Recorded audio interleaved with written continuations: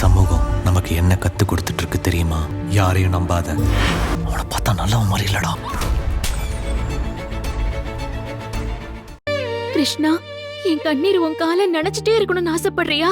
இல்ல என் அழுக்குரலும் என் மனக்குமரலும் உன் காதல சங்கீதமா ஒலிச்சிட்டே இருக்கணும்னு முடிவு பண்ணிட்டியா? உன் சோதனைக்கெல்லாம் ஒரு முடிவே இல்லையா? என் ஒருத்தையால இன்னும் 80 பேரதே கஷ்டப்படுவாங்க.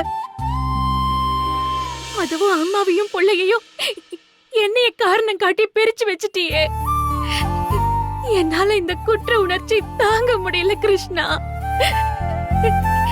இதெல்லாம் தாங்கிக்கிற சக்தி எனக்கு இல்ல. எப்படியாச்சும் அன்ப மனச மாத்தி அவங்க அம்மாவோட கொண்டு போய் சேர்த்துற.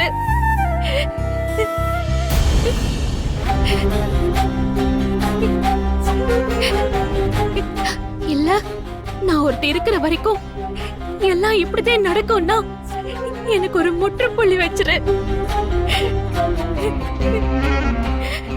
உன்னை கெஞ்சி கேட்டுக்கிற. இனிமே என்னால யாரையும் கஷ்டப்படுத்த முடியாது. ஆனந்தி, சாமி முன்னாடி வந்து என்ன பண்ணிட்டு இருக்க?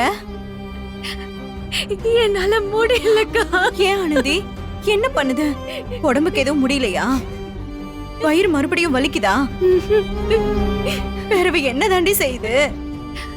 மனசு ரணமா வலிக்குதுக்கா. என்னடி, என்ன ஆச்சு? ஏன் இப்படி எல்லாம் பேசுறவ?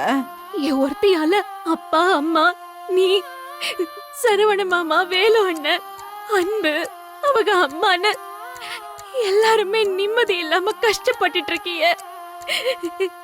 ஏன் சௌந்தர்யாக்கு கூட என்னை பிடிக்கல, என்கிட்ட பேச மாட்டேங்கிறா.